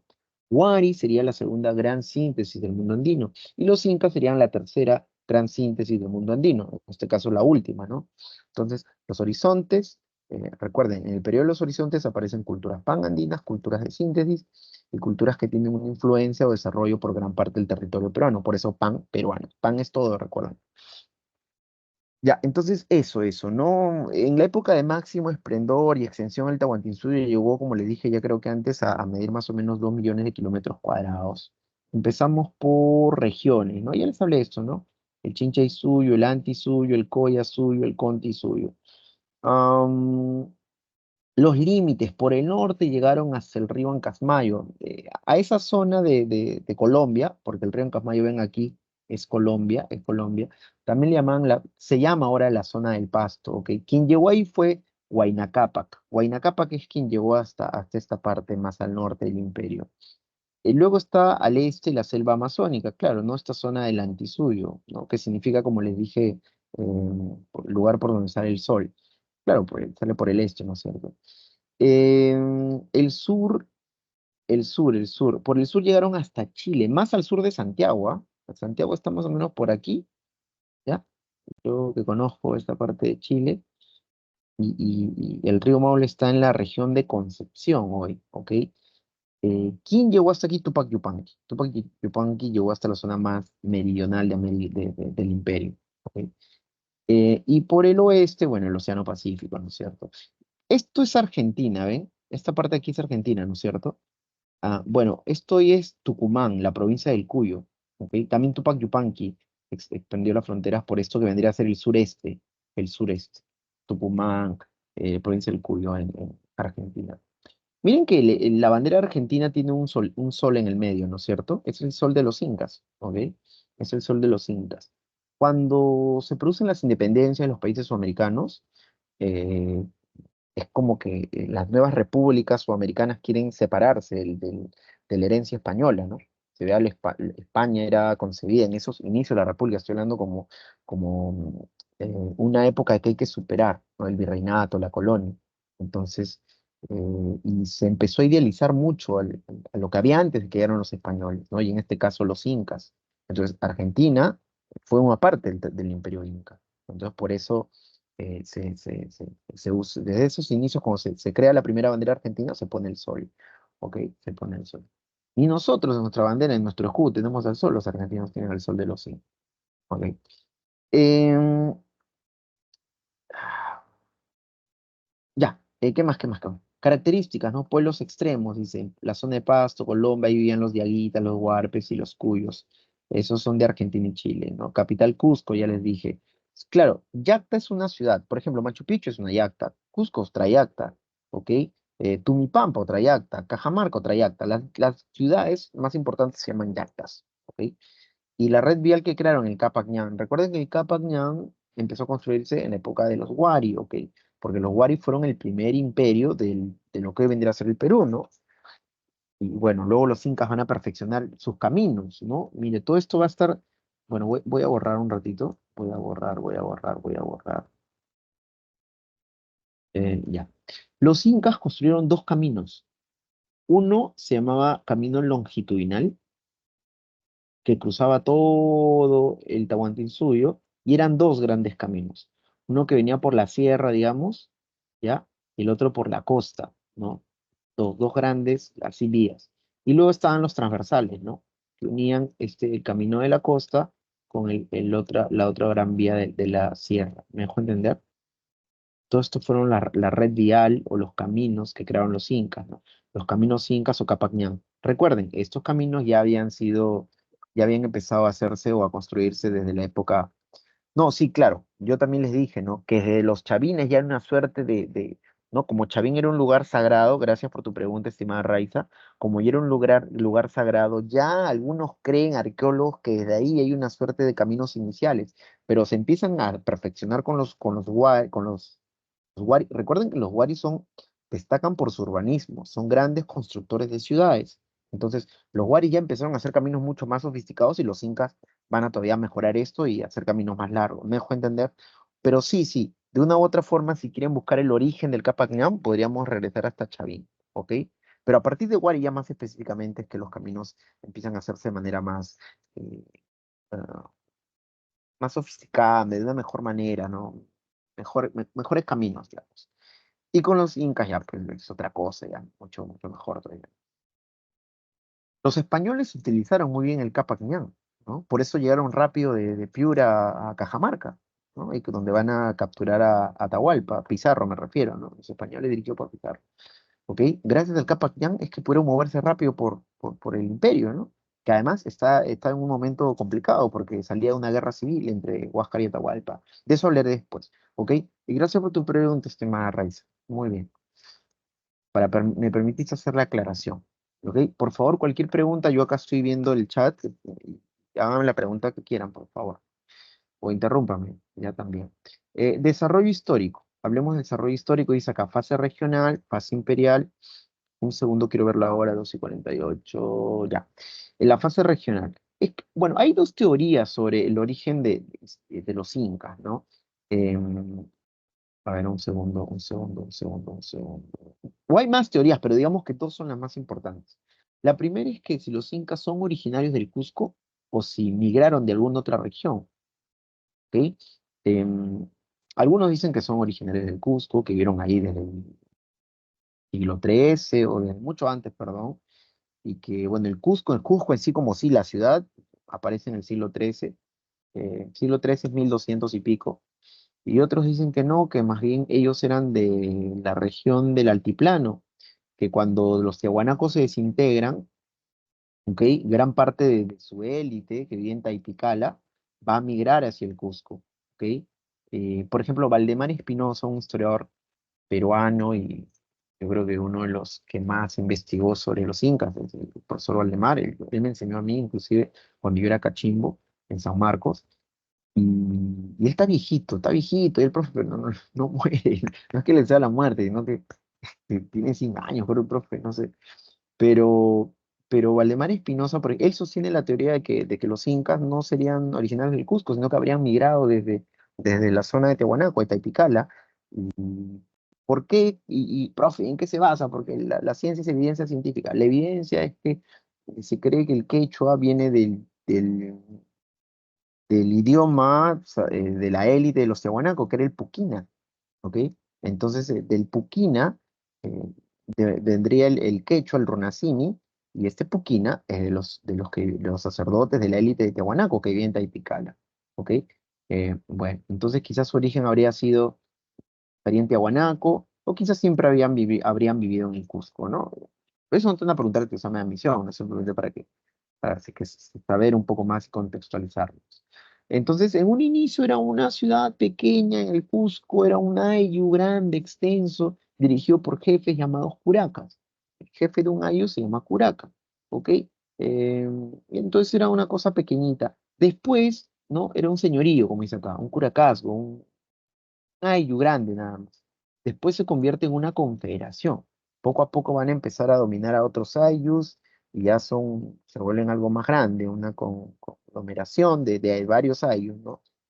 Una confederación cusqueña, ¿ok? Y empiezan a volverse ya un pueblo importante de este periodo, ¿no? Del intermedio tardío. O sea, en un inicio los incas pertenecen al intermedio tardío, son una cultura más del intermedio tardío. Pero a partir del advenimiento al poder o la llegada al poder de Pachacútec es que se inicia la fase imperial. Con Pachacútec se inicia el imperio inca. Con Pachacútec se inicia el Tahuantinsuyo, porque quien cree el Tahuantinsuyo es Pachacútec. Pachacútec hace la división en los cuatro suyos, ¿no? Chincha, Icoya, Anti, Conti. ¿Ok? ¿Ok? Ya. Entonces dice acá, Pachacútec inició y organizó el imperio tras vencer a los chancas, lo que le comenté hace un ratito, ¿no? A ver, le encuentro la historia un poquito, algo más sobre esta guerra de incas y chancas. Los chancas están en ese entonces de la guerra de batalla de Huarpampa, están dirigidos por los hermanos Huaraca. ¿Ok? Uno de ellos es Sasto Huaraca, el otro es, no me acuerdo, pero son los hermanos Huaraca. El Inca en ese entonces, en la batalla de Orcanca, era Huiracocha. Huiracocha tenía un hijo que se llamaba Inca Urco. Bueno, Huiracocha lamentablemente no tenía muchos dotes militares y escapa. Su hijo igual. O bueno, no son capaces de enfrentarse a los chancas militarmente, ¿no? Cusi Yupanqui era otro de los hijos de Huiracocha. Un Inca tenía un montón de hijos, porque tenía un montón de esposas, ¿ok? Pachacute tenía 200 esposas. Entonces, Cusi Yupanqui es otro de los hijos del Inca Huiracocha y él es quien va a dirigir al ejército Inca, ¿ok? Que, claro, pues eran reyes, pues chicos. ¿Saben cuál ha sido la persona? ¿Saben? Creo que el récord de un ser humano con hijos es 800, creo, no me acuerdo. Sí. Y en el caso de la mujer que ha tenido más hijos, creo que 200 o 300. Estoy hablando de los récords. Sí, ¿no? Sí, sí, busquen en internet si quieren. Ya, pobre mujer. Hoy. Ya, bueno. Y eso una vez lo escuché en una conferencia TED de un primatólogo. Bueno, ya. El tema es que Pachacútec es uno de sus tantos hijos, ¿no? No tanto, ya, y él es quien va a dirigir el ejército inca, ¿ok? Y va a derrotar en la batalla de Huarpampa a los hermanos Huaraca. ¿Ok? De hecho, hay una leyenda, un mito también, ¿no? La leyenda de los Pururaucas, o el mito de los Pururaucas, ¿no? Que dice que las piedras se convirtieron en soldados y de esta manera pudieron derrotar a los chancas. Bueno, pero ese mito puede explicar algo histórico, porque quizás las piedras simbolizan a otros pueblos que en último momento decidieron apoyar a los incas y gracias a eso lograron derrotar a los chancas. ¿Me dejo entender? Entonces, la leyenda de los Pururaucas explica eso, ¿no es cierto? La toma del poder o de la dirección de la guerra por parte de Kusi Yupanqui, gracias a estos aliados, habría derrotado a los chancas. Una vez que Kusi Yupanqui toma el poder, se vuelve rey, ¿cierto? Algo así, acá hay algo que se llama la mascaipacha, ya que es el símbolo de poder. Bueno, una vez que tiene puesta la mascaipacha, algo así como su corona, se cambia de nombre a Pachacútec. Pachacútec significa, es una palabra que he hecho que significa transformación, inversión del mundo, el que cambia el mundo. Y eso significaría el nombre Pachacútec, ¿no? El que transforma el mundo, el que cambia el mundo, el que invierte el mundo. ¿Ok? Cusi Yupanqui se hace llamar Pachacútec. Ya. Y repito, la importancia de Pachacútec, ¿no? Es gracias a él o a partir de él se habla propiamente ya del imperio inca. Tupac Yupanqui, su hijo, y es probablemente el mayor conquistador de los incas, es quien más territorios anexiona para el imperio, ¿ok? Es el Alejandro Magno de los Andes, Tupac Yupanqui, ¿ok? Dice acá como Auqui y luego como Inca. ¿Qué significa esto? Em, a ver, pasemos a organización política, ¿ok? No, no, no. Pasemos a organización social. Dice acá, la sociedad inca está gobernada, no, estaba dividida, ¿no? En las élites. ¿Y ahora qué dije para que pongan carita de asombro? ¿Qué dije? Bueno, ya, la sociedad inca estaba dividida en la élite, la nobleza, ¿no es cierto? Y el pueblo, por decirlo así, una forma didáctica de explicar la división social. Bueno, en la élite más importante es la nobleza de sangre, ¿ok? Y dentro de esta nobleza estaban las panacas. ¿Qué eran las panacas? Las familias del Inca, las familias en plural, ¿no? Porque ya le dije, los incas tenían muchas familias, muchas esposas, muchos hijos. Entonces, las panacas eran las familias de los incas y sus descendientes. ¿Quiénes conformaban una panaca? Bueno, el inca, obviamente, o zapainca, como también se le llamaba, la esposa oficial, que era la coya. Habían esposas secundarias, recuerden, pero había una esposa principal, que también se cree que a partir de que a partir de Pachacútec, o sea, a partir del imperio, son sus hermanas, ¿ok? También se cree que son sus hermanas. Em, Así como los faraones, ¿no es cierto? En el antiguo Egipto, bueno, acá pasó algo parecido también. O sea, hay vínculos de incesto. Ya, bueno, están sus hijas casadas que se llaman payas, sus hijas solteras que se llaman ñustas, y están sus hijos que se llaman pihuachuris. Pero dentro de toda esta gama y ejército de hijos que tenían los incas, se elegía uno como su heredero, se llamaba Auqui. El Auqui era el heredero. Y cuando un inca gobernaba, desde muy joven, obligaba a su hijo, al Auqui, a que gobierne con él. Por eso se habla de cogobierno, ¿ok? De cogobierno, del inca y su Auqui. ¿Para qué? Para que de esa manera, cuando le toque ser inca, oficialmente Zapa Inca, sepa cómo se organiza el Estado, ¿no? Cómo se maneja el Estado inca. No como ahora, ¿no es cierto? Que aparece cualquier advenedizo y dice, yo quiero ser presidente, y llega a ser presidente y no sabe qué hacer. Bueno, Pedro Castillo es un ejemplo de esto. El manejo del Estado, de la cosa pública, necesita cierto conocimiento, cierta experiencia, debes saber por eso cuando prometes algo tienes que saber qué se puede hacer, qué no, en base a las leyes, ¿no?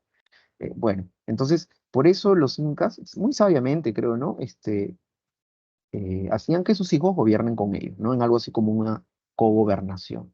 Entonces, Tupac Yupanqui, primero como Auqui, va a ya ir demostrando sus cualidades, sus capacidades como militar, como general, como conquistador, ¿no es cierto? Entonces, dice acá, como Auqui, luego como Inca, generó las mayores conquistas del imperio, ¿ok?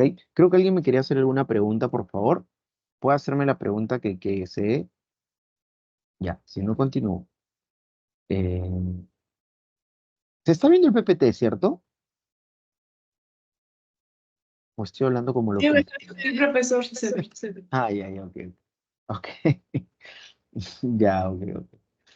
Ay, Dios, ya, ¿dónde me quedé? Huayna Cápac. Huayna Cápac es el hijo de Tupac Yupanqui. Huayna Cápac, con Huayna Cápac se llega a la máxima expansión. Ojo, el que conquistó más tierras es Tupac Yupanqui, pero los límites máximos se alcanzan en la época de Huayna Cápac, ¿ok? Huayna Cápac es quien va a continuar las campañas por el norte, porque Tupac Yupanqui más bien lo había hecho hacia el sur, ¿ok? Tupac Yupanqui llega hasta el río Maule, Tupac Yupanqui llega hasta Tucumán, pero por el norte los límites estaban en el Ecuador. Con Huayna Cápac se va más al norte hasta Colombia, ¿no es cierto? Huayna Cápac además va a fundar una ciudad que acá está bien, Tumipampa o Tumibamba. Tumibamba hoy es Quito. Quito saben capital de qué país es, ¿no? Chicos y chicas. Eh, Víctor Espinosa, ¿puedes escribirme en el chat Quito capital de qué país de Sudamérica es, por favor? Te doy 3 segundos. Uno, dos, tres. No está Víctor Espinosa. Ya. ¿Alguien quiere decirme capital de qué país es Quito? ¿O puede escribirlo? Muy Ecuador, bien, Ecuador. Raiza, muy bien, Ecuador. Cuando la selección peruana, por cierto, los últimos partidos que hemos ido a Quito, la selección de fútbol peruana ha ganado, ¿no es cierto? Ha ganado, les hemos ganado a los ecuatorianos, algo que era impensable hace, no sé, 8 años, 10 años. Pero últimamente le estamos ganando a los ecuatorianos en Quito. ¿Saben cómo se llama el estado de Quito? Se llama Atahualpa, porque Atahualpa era de Quito, de Tomipampa.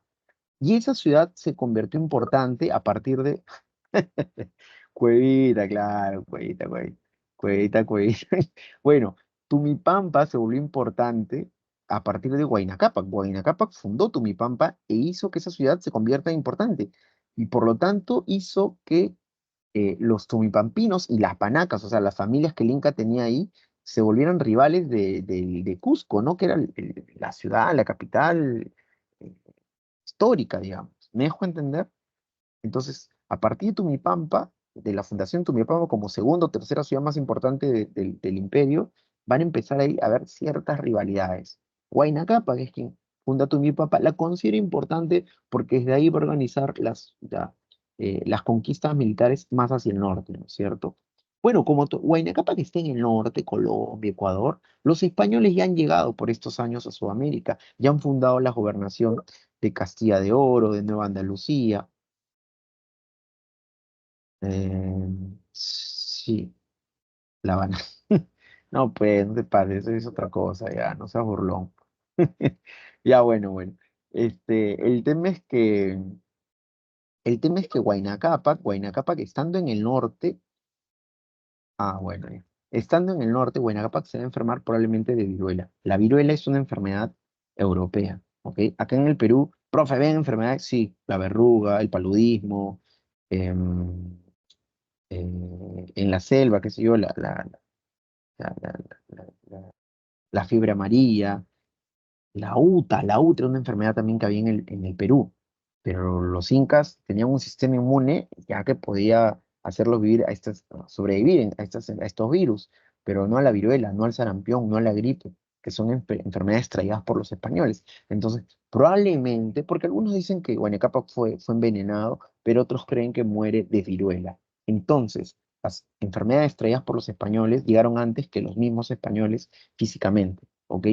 Bueno, el problema no es que Huayna Cápac muere, también muere su Auqui, Ninan Coyuchi. Por eso, tras la muerte del Inca y de Ninan Coyuchi y de Viruela, se produce una guerra interna. ¿Por qué? Por el poder. Lo que les dije, ¿no? Ya había una rivalidad entre panacas, las de Tumipampa y las del Cusco. Huáscar, que está aquí, representa a la panaca del Cusco, ¿no? La panaca, recuerden, es la familia del Inca. Tenían varias familias, ¿no? Y Atahualpa, que está aquí con cabello largo, representa la panaca de Tumipampa. Y estalla la guerra, ¿no? La guerra civil, la civil war, como quieran decirlo. ¿Quién vence? ¿Huáscar o Atahualpa? Por cierto, acá se le ve a Huáscar con cabello largo, ¿no? Generalmente tenemos la idea de que los incas tenían cabello largo, pero en realidad no, tenían así como Huáscar, cabello corto. Dicen que Atahualpa, perdón, tenía cabello largo porque tenía un problema en una oreja, tenía una malformación. Y como los incas y sus hijos se consideraban descendientes del dios Sol, no podían mostrar eso, ¿no? Por eso se dejó el cabello largo Atahualpa. Ok, ¿quién vence en la guerra? ¿Huáscar o Atahualpa? Atahualpa. Atahualpa ha derrotado a los ejércitos Huáscar gracias a sus generales Quisis, Calcuchímac y ha derrotado a Huáscar después de una guerra de varios años. ¿Ok? De hecho, Atahualpa está celebrando en Cajamarca, ¿no? En los baños del Inca, hay unos baños ahí, ¿no? Está celebrando el triunfo sobre su hermano y desembarcan los españoles, Pizarro con sus huestes españolas, ¿no es cierto?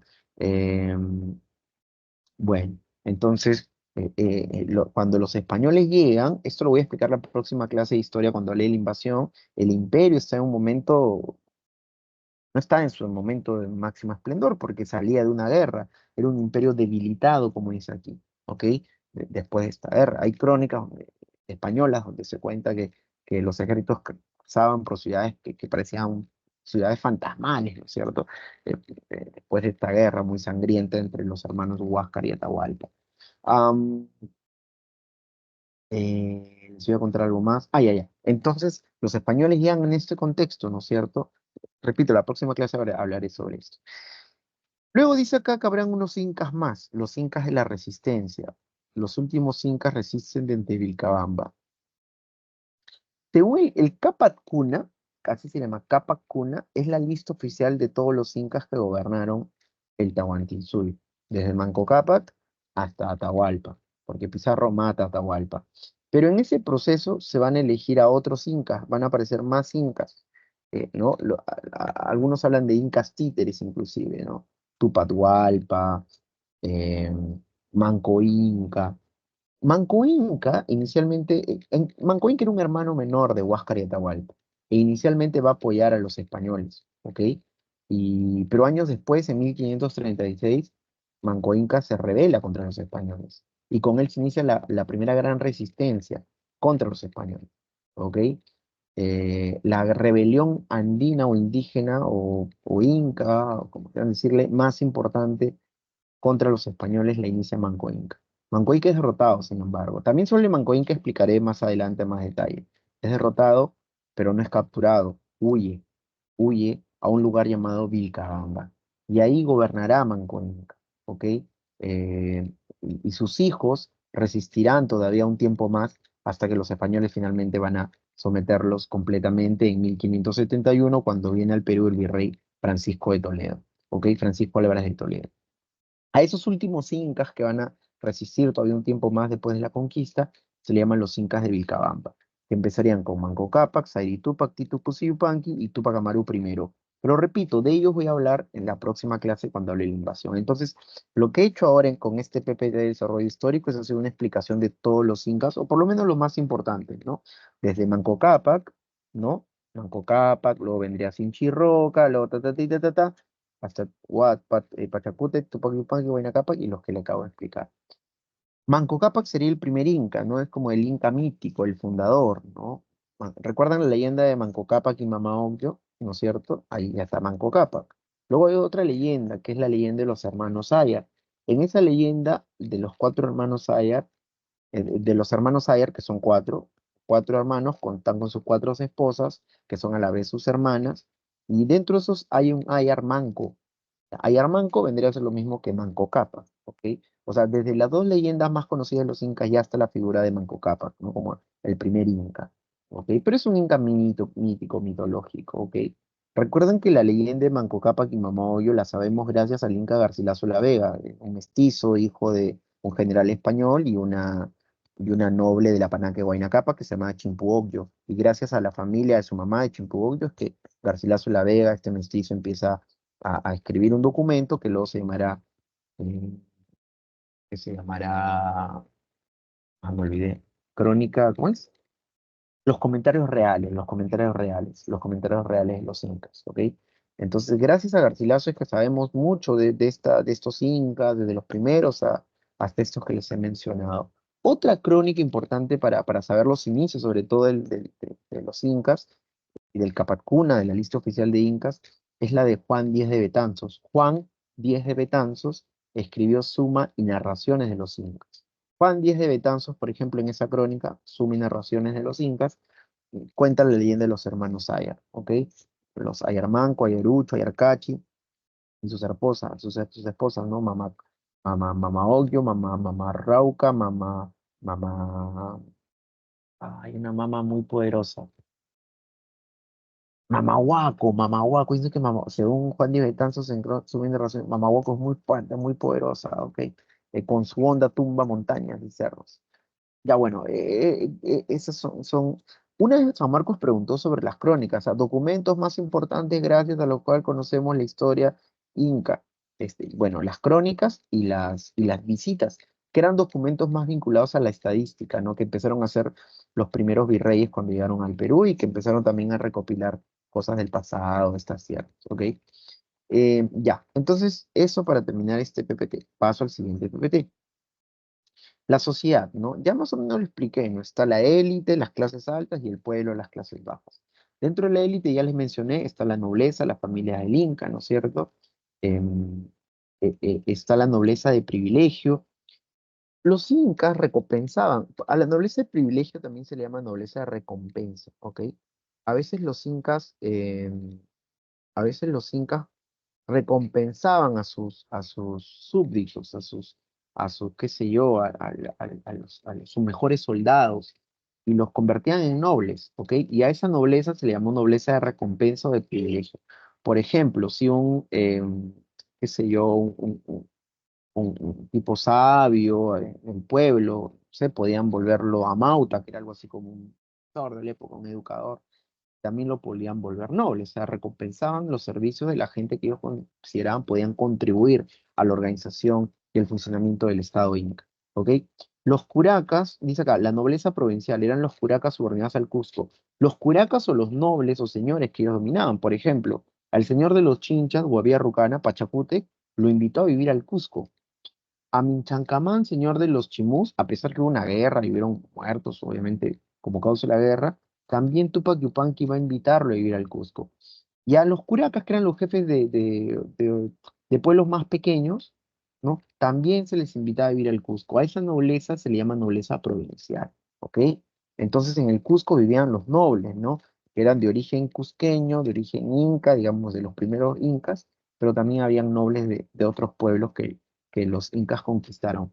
Según algunos hablan de el imperio inca en su época de máxima expansión llegaron a conquistar 85 culturas, pueblos, civilizaciones, ¿ok? Algunos de ellos, los que ya les expliqué hace un momento, ¿no? Los chachapoya, los chimús, los chinchas, los chancas, los reinos aymaras, etcétera, etcétera, etcétera. ¿Ya? Pero en total entonces el Tahuantinsuyo fue como un imperio de 85 pueblos, etnias, culturas, etcétera. Entonces, esto es la nobleza, obviamente, la nobleza, ¿no? Recuerden, la nobleza de sangre son las panacas, ¿no? Es la nobleza más importante, porque está vinculada al Inca, y los incas se consideran hijos del sol.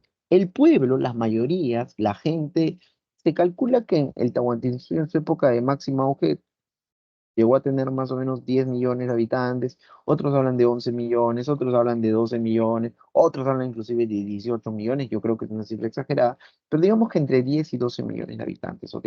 Entonces el pueblo, la gente del común, se llama Hatunruna, ¿ok? Los Hatunrunas es la gente, como es la sociedad civil, ¿no es cierto?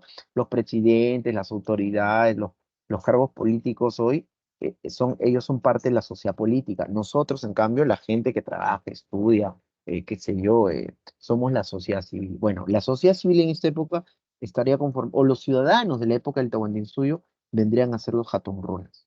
Significa hombre grande. Ellos eran los que vivían en los ayllus, ¿no?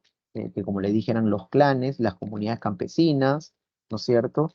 Ellos de entre los Hatunrunas se elegían los chasquis, se elegían a las agyas. Ella es una agya, por ejemplo. Ellas se llaman las vírgenes del sol. Se dicen que eran las mujeres más bellas de todo el imperio, ¿ok? Y vivían en unos lugares que se llamaban agyawasis. Wasi es casa o lugar, ¿no? Agya, escogida, mujer, ¿no? La casa de las escogidas eran en la Yahuasi y ahí vivían estas mujeres. Bueno, a estas mujeres, probablemente algunos dicen las más bellas, también se las elegía dentro de millones de habitantes que eran los Hatonrones. También de ahí se elegían, dicen, los Mitimaes o Mitmas o Mitmacunas. que eran los colonizadores. Entonces, los Hatun Runa. Hatun Runa significa hombre grande, Hatun Runa, ¿ok? Bueno, y ellos eran además la base social, eran la fuerza de trabajo, ¿no? Porque los Hatunrunas eran los que trabajaban la tierra, los que tributaban al Inca con su trabajo también, eran los que servían al ejército en épocas de guerra, o sea, ellos son las mayorías, las masas, ¿no? La sociedad civil de esta época, los ciudadanos de esta época, ¿ok? Y repito, de entre ellos elegían a todos estos, ¿no? Los chanquis. Recuerden que los chasquis eran mensajeros, ¿ok? Y yo cuando empecé a hablar de los incas, tracé las dos grandes vías, ¿no? Los grandes caminos que había, por la costa y por la sierra. Bueno, los chasquis, recuerden que el sistema de chasquis era un sistema no había escritura. Los incas son un pueblo ágrafo, ¿sí? Profe, los quipus son un tipo de escritura, sí, pero todavía hay cosas que no sabemos mucho de los quipus. Sabemos que es un sistema de contabilidad, tipo una calculadora. Algunos dicen que además es un tipo de escritura. Puede ser, pero todavía no se ha descifrado. En todo caso, no se sabe qué significaba cada nudo, cada color que sea. Bueno, entonces estos mensajes que transmitían los chanquis eran memorizados. Ahora, imagínense si un chanqui se olvidaba, un- o si había telefonito malogrado, ¿no? Pobre chanqui, moría inmediatamente. Porque tenía que tener buena memoria, y no solo un buen estado físico, porque corrían, ¿no es cierto?, por la costa, por los caminos de la sierra, sino además buena memoria. ¿Sí? Ya, entonces, los Hatunrunas son claves. A San Marcos ha preguntado por los Hatunrunas un par de veces. Por si acaso en los exámenes de admisión se pregunta mucho sobre los incas. Tengan cuenta eso, ¿ah? Se pregunta mucho sobre los incas. Los yanaconas son los servidores del Estado. Un yanacona es un siervo, ¿no? Un sirviente que le sirve al Inca, que le sirve a las panacas, ¿no? Que le sirve a la familia real, a los nobles de privilegio, los nobles provincianos, ¿ok? Es un siervo. Ha sido, los yanaconas no tienen ayllu, ¿no? El yanacona vive para servirle a la nobleza, ¿ok? Y además es un cargo hereditario. Cuando el muere yanacona, sus hijos también van a ser yanaconas. O sea, están al servicio perpetuo de la nobleza. Los pinacunas o piñas o pinas eran algo así como esclavos, ¿ok? Como hay guerras, muchas guerras a partir de Pachacútec, ¿no? Que empieza el imperio, la conquista, la expansión, bueno, van a ser los esclavos, son generalmente, están vinculados a los pueblos rebeldes o pueblos que se resistían al poder de los incas, y ellos van a ser enviados a la zona del Antisuyo principalmente. En el Antisuyo están los cocales. Recuerden que la coca es importante, ¿no? Para el trabajo en la altura, ¿no? El chachar coca te hace un poquito las cosas más fáciles, ¿no? Te relaja. Ya ustedes saben, pues, ¿no? Ustedes saben de estas cosas. Este, entonces, ellos eran enviados a los cocales, a la zona del Antisuyo. Es una zona complicada, porque recuerden que es la selva alta. También hay enfermedades de la selva, los animales de la selva, los insectos, qué sé yo. Entonces, eran piñas, pues, ¿no? Le tocaba ir a esa zona complicada del Tahuantinsuyo, al Antisuyo, ¿ok? Los piñas o pinacones. Ya, la organización política, ¿ok? Políticamente están organizados de la siguiente manera. Algunos dicen que es una diarquía, 10-2, o sea que el gobierno era de dos, del Zapa Inca, que vendría a ser el rey militar, digamos, y el sacerdote principal era el Huila Pumu. Algunos dicen que los incas pertenecían al Anan Cusco y los Huila Pumu al Urin Cusco. Bueno, entonces, si habría sido una jerarquía, también habría sido un estado militarista y teocrático, ¿no? Los incas también habrían sido un estado teocrático y militarista. Si esa es la característica principal de todas las culturas antes de los incas, ¿por qué los incas no? ¿Cierto? La diferencia es que como los incas llegan a expandirse tanto, ya se convierten en algo así como un imperio. Recuerden que a diferencia de un reino es algo pequeño, un imperio es ya es grande, pone una expansión, dominación, un territorio mucho más grande controlado por una autoridad, que en este caso vendría a ser el Zapa Inca, ¿ok? Lo que les dije, ¿no? Los incas gobernaban con el Auqui, ¿no? Los hijos que ellos elegían. El Inca era un rey divinizado, sí, era Inti Churin. Inti Churin significa hijo del sol, ¿ok? Así como el faraón era hijo de Ra, bueno, el Inca decía ser hijo del sol. El sol fue el culto más importante, pero a partir de Pachacútec. A partir de Pachacútec, el sol, el Inti, el culto a Inti, se vuelve el culto más importante. ¿Ok? Y bueno, los incas decían ser hijos del sol. Recuerden la leyenda de Manco Cápac y Mama Ocllo, el dios sol lo envía a los incas, ¿no es cierto? Hace que ellos emerjan del lago Titicaca y que empiecen a civilizar a la gente que vive en el Cusco, ¿no? Enseñándole Manco Cápac a los hombres a trabajar la tierra y las mujeres, y Mama Ocllo enseñándole a las mujeres a coser, a tejer y a hacer labores que en este tiempo eran consideradas para mujeres, Cápac con labores que en ese tiempo eran solo para hombres, ¿no? Ya. Por eso los incas, algunos dicen, son algo así como héroes civilizadores. Héroes civilizadores. Bueno, el Zapa Inca transportaban literas, dice acá, ¿cierto? A ver, un segundo, un segundo, un segundo. Ya. Entonces la máxima autoridad es el Zapa Inca, el Auqui es el príncipe heredero, otras autoridades políticas del imperio. El Tucuy es, lo dejo para después del Tucuy. El aposuyo o apocuna, también se le llama apocuna o aposuyo, era un jefe de un suyo. Hay 4 suyos, por lo tanto habían 4 apocunas o aposuyos. También le llaman suyuyu apu, ¿ok? Suyuyu apu, apocuna, aposuyo, de muchas maneras. El apunchi Cotocricuc era el jefe de una provincia. A las provincias también se le llama guamanís, guamanís con H, guamanís. Y a nivel más local, más pequeñito, estaban los jefes de los ayllus, que se llamaban curacas. Entonces, esta es la estructura política inca, ¿ok? Está el rey o máxima autoridad, que es el Zapa Inca, está su hijo, que es el Auqui, están los aposuyos, que son jefes de los suyos, los Tocricut, que son los jefes de provincias, y los curacas, jefes de ayllus.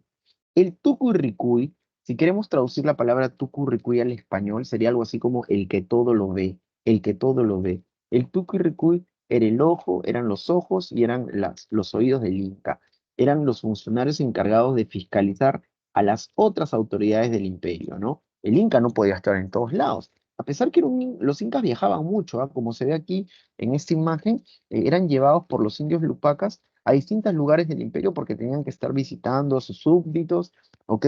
Pero no podía estar en todos lados, no podía estar viendo si las otras autoridades cumplían bien su función, hacían bien su trabajo. Por eso utilizaban a estos tucuy que provenían de las panacas más cercanas al Inca, ¿no? Y por eso les confiaba esta labor. Entonces, el tucuy, repito, fiscalizaba, ¿no? Fiscalizaba a las autoridades del imperio, ¿no? El que todo lo ve, los ojos, los oídos del Inca, ¿no? El Tucuy Ricuy. Acá hice representación del Inca y la Coya, la pareja en la cúspide y la pirámide social del Tahuantinsuyo. Ya los chanquis, bueno, ya les dije. Economía, a ver, un ratito quiero ver cuánto más me falta. 2, 3. Ya, avanzamos, rápido, rápido. Uy, esto. La economía, chicos, San Marcos también pregunta mucha economía, así que por favor presten atención. La economía se baja en 2 principios, el principio de reciprocidad y el principio de redistribución.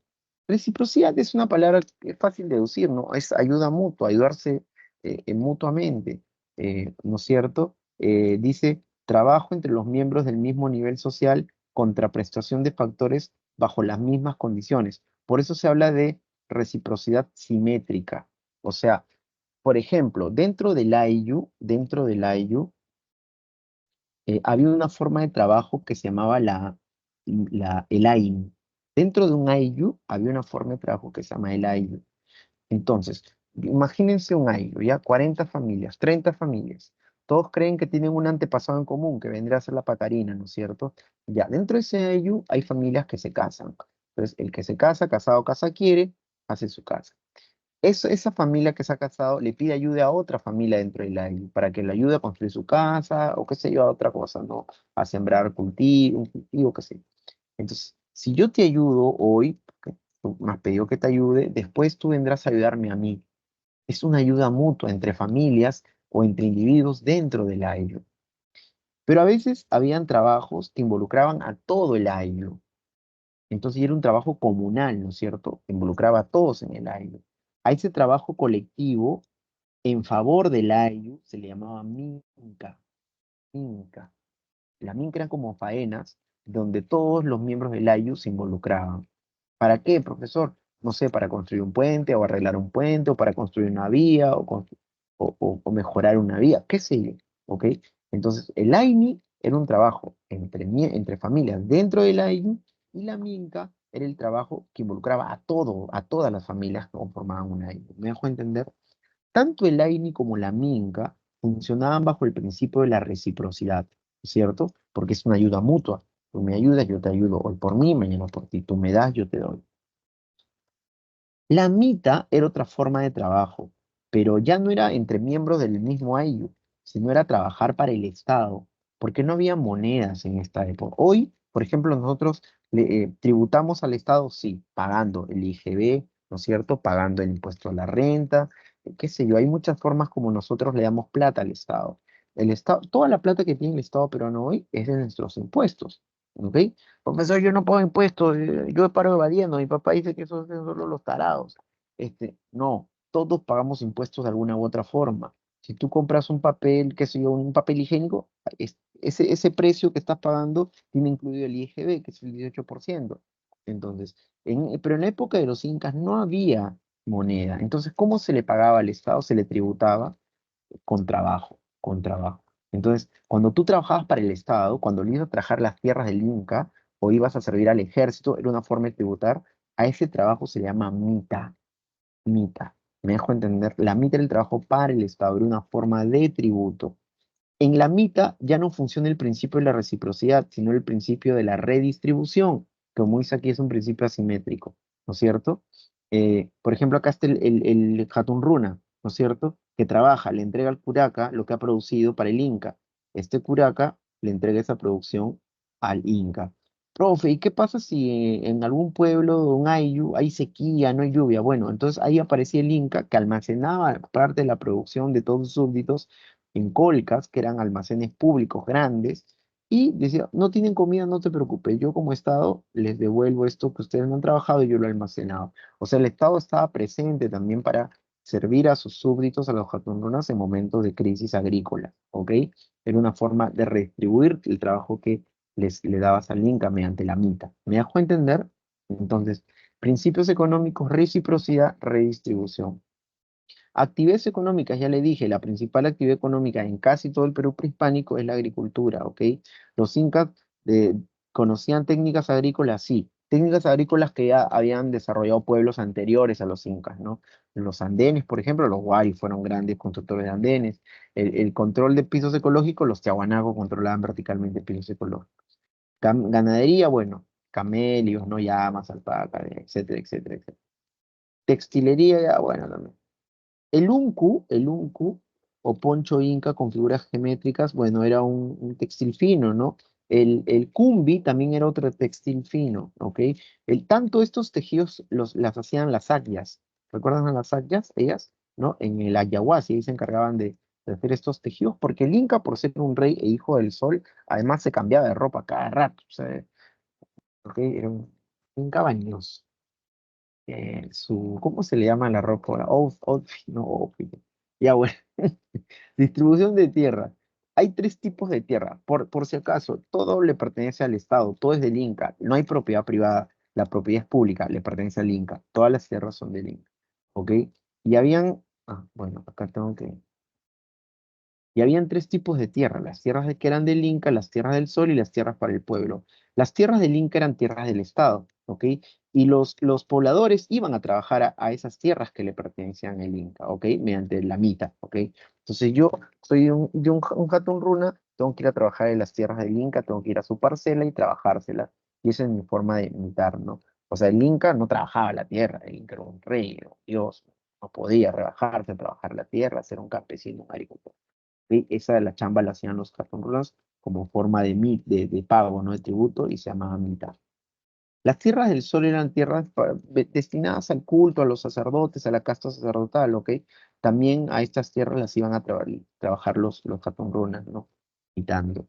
Y las tierras del pueblo eran las tierras que les entregaban los incas a los curacas para que las distribuían entre las familias, ¿no? El topo era la unidad más mínima de territorio entregada a un jatón runa, ¿ya? Finalmente, chicos, las manifestaciones culturales. La religión inca es politeísta porque creen en varios dioses. Es panteísta porque todo es Dios para los incas. Pan es todo. El río, miren acá en este dibujito, acá hay cerros, no son los sapos, son dioses protectores, son lugares sagrados. El relámpago Illapa es un dios. Las estrellas son koyur, son dioses. El sol es un dios, la luna es una diosa. Hay dioses masculinos, hay dioses femeninos. La tierra es la Pachamama, es una diosa. Pachacamán es el dios de los temblores, es un dios. Hay dioses mayores y dioses menores también, ¿ok? O sea, dioses digamos que más importantes que otros, ¿no? Mayores y menores, dioses masculinos y dioses femeninos. Entonces es una religión politeísta, es una religión panteísta, es una religión heliólatra también, porque le rinde culto al sol. A partir de Pachacute, recuerden, el sol se vuelve el culto más importante. Dice, Dios oficial Inti impuesto en cada región, pero permite el culto a otros dioses. Ah, eso es muy importante. Cuando los incas conquistaban un pueblo, permitían que estos pueblos conquistados le sigan rindiendo culto a sus dioses anteriores. Lo único que el Inca pedía es que además ahora también le rinden culto al sol. ¿Me dejo entender? O sea, no es como los españoles, ¿no? Que llegan y dicen, ahora solo me van a adorar al único Dios, que no hay otro. No, no, no. El Inca no permitía que que cada pueblo sometido podía seguir rindiendo el culto a sus dioses, ¿ok? Pero ahora se sumaba el Inti como dios importante para el imperio. La cosmovisión, ellos entendían que habían tres mundos, el mundo de arriba, el Anam Pacha, el mundo de los hombres y el mundo de los muertos. Em, ¿Ok? Y bueno, en estos tres mundos vivían además dioses distintos. Por ejemplo, en el Ucu Pacha vivía la Pachamama, vivía Pachacamac, que era el dios de los temblores. En el Anam Pacha vivía el dios Inti, la Quilla. ¿Ok? Entonces, son dioses, son mundos que están conectados, el mundo de los vivos, el mundo de los muertos. Por ejemplo, las momias. Cuando el Inca momia era momificado y su momia vivía con la familia dentro de la casa, los incas conversaban con sus muertos, se creen que sus muertos en realidad no estaban tan muertos, que su alma o Kamak o Kamaken sobrevivía, ¿ok? Obviamente es una forma de entender el mundo muy distinta a la como hoy entendemos, ¿no? Hoy tú dirás, pero está muerto, no, pero para la cosmovisión inca el muerto seguía viviendo con uno en este mundo, porque hay tres mundos para ellos. La educación era básicamente la nobleza, se realizaba en el Yachaywasi. El Yachaywasi es la casa del saber, ¿ok? Y ahí se enseñaba a los esquizofrénicos. No, no, estás mirando el pasado con los ojos del presente. Culturalmente es una forma de entender el mundo muy distinta a como nosotros lo entendemos hoy, ¿ok? Los amautas eran algo así como profesores, y bueno, le enseñaban a estos nobles a cosas vinculadas a cómo cuando les toque ser autoridades, como organizar y administrar el Estado, ¿no? La arquitectura es monumental porque son bloques de piedra grande, ¿no? Por eso, como el Estadio Monumental de la U, está hermoso, grande. Bueno, sí, la arquitectura inca es grande, ¿no? No como Matute. No, mentira, mentira, mentira. Es una bromita. Simétrica, megalítica también, ¿no? Mega es grande, litos es piedra, ¿no? Recuerden que todas las culturas de la sierra tienen arquitecturas de piedra, las culturas de la costa son arquitecturas de barro o adobe. Coricancha fue el templo al sol, fue el más importante a partir de Pachacútec en adelante, ¿ok? Antes estaba el Inticancha, pero que creen que con Pachacútec el Coricancha se convierte en el lugar más importante en términos religiosos, iglesia, algo así, para los incas. Bueno, textilería, el cumbia, el tejido fino, esto ya lo mencioné. Chicos, creo que acá se acabó, ¿no es cierto? ¿O no? Sí, sí, bueno, ya. Les tengo que dictar las claves, o creo que ya la di, ya. A ver, un segundo, por favor, un segundo, no me cuelguen. Les dicto las claves y ya se pueden, y me tengo que desconectar porque tengo que ir a trabajar a otro lado también. Am, de San Marcos, semana 6 acá está. Ya, le dicto las claves, por favor, ya. Uno, uno, uno es de dedo, uno es de dedo, dos es de dedo, 3 es C de casa, 4 es B de beso y 5 es D de dedo, ¿ok? Y 5 es D de dedo. Un abrazo, chicos, nos vemos, cuídense, me tengo que retirar. Un abrazo, estudien, por favor, bueno, siempre les digo lo mismo, pero no está de más, ¿no? No está de más repetirse. Un abrazo, chao, chao, chao, un abrazo, cuídense.